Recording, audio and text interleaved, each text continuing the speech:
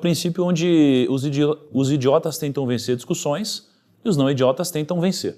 Então, é muito mais proveitoso que a empresa vença do que eu ganhe uma discussão. E você querer que a empresa vença em detrimento da sua opinião é você abrir mão do próprio orgulho. E isso daqui é algo muito difícil de fazer, mas muito recompensador em conseguir, de alguma forma, né, abrir mão da sua própria opinião, enfim. Só que um aprendizado prático para mim, né, é que, na teoria, você ter pessoas que pensam muito diferente é muito bom. Na prática, dependendo do quão diferente elas pensam, isso daqui passa a se tornar insustentável. Então, eu acho mais plausível você ter sócios que são inteligentes do que sócios que pensam diferentes. Por mais que eu tenha a convicção de que eles devem ter habilidades complementares. Então, muitas vezes, se a gente pensa diferente, as nossas discussões vão ser intermináveis pelo simples fato de a gente ter tido uma criação diferente, crenças diferentes, né?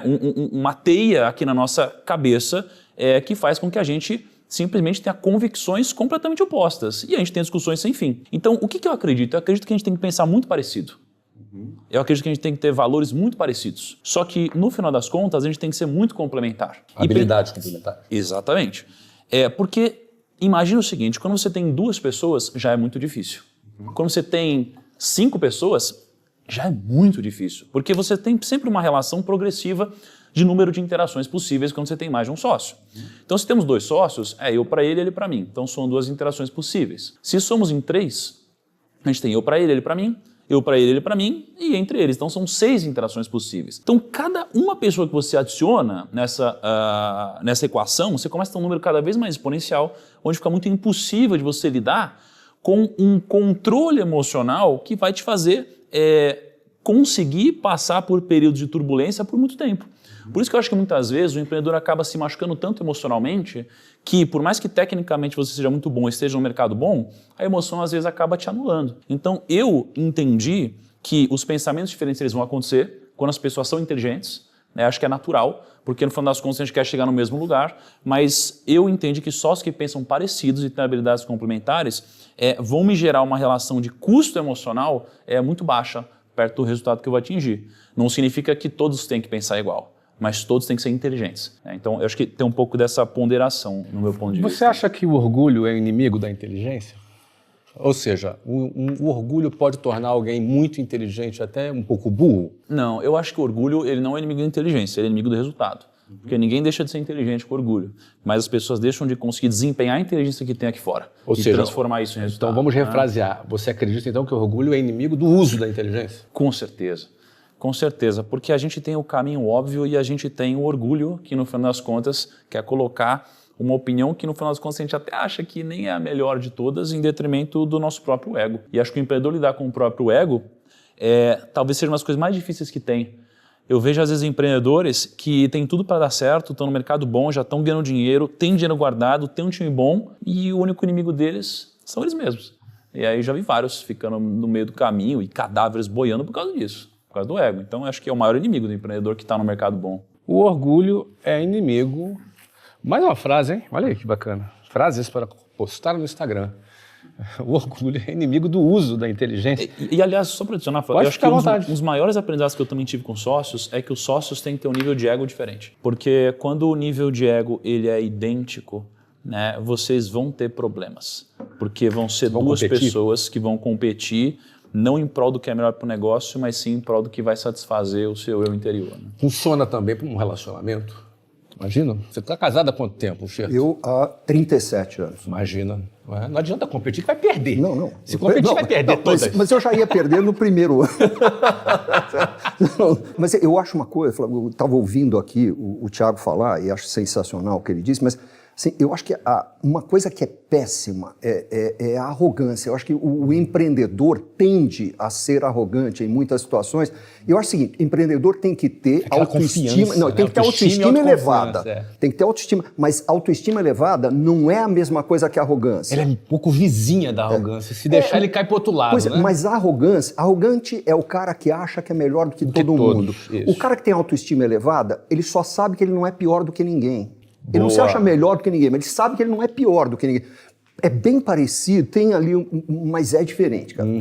Eu sei que eu não sou pior do que ninguém. Cara. E a arrogância numa relação com um sócio? Não, é terrível. É terrível porque aí a coisa vira isso que o Thiago estava falando, vira uma queda de braço e quem sai perdendo é a empresa. Quem sai perdendo é o resultado, quem sai perdendo é o negócio. Bom, já a gente vai falar sobre conflitos, a gente vai voltar nisso. Mas deixa eu voltar aqui para a Thaís. Thaís, dá a sua visão sobre o teu critério que você acha que a gente deve usar para escolher um sócio. Então, eu faço parte de uma empresa, somos em 16 sócios hoje, somos 13 homens e 3 mulheres, e é uma sociedade de 14 anos, e nesse período a gente teve 3 saídas, o que mostra que alguma coisa que a gente faz nesse crescimento orgânico está acertada. Então, só para explicar, desculpa, o que é uma saída para as pessoas é quando você tem um investimento... A saída de um sócio, isso. Isso, exatamente. Saída de um sócio, que é um momento que mexe, né, nos pilares, faz a gente rever plano de partnership, né, o plano de remuneração dos sócios, que faz a gente rever critérios de entrada, que faz a gente rever a própria sociedade, né, e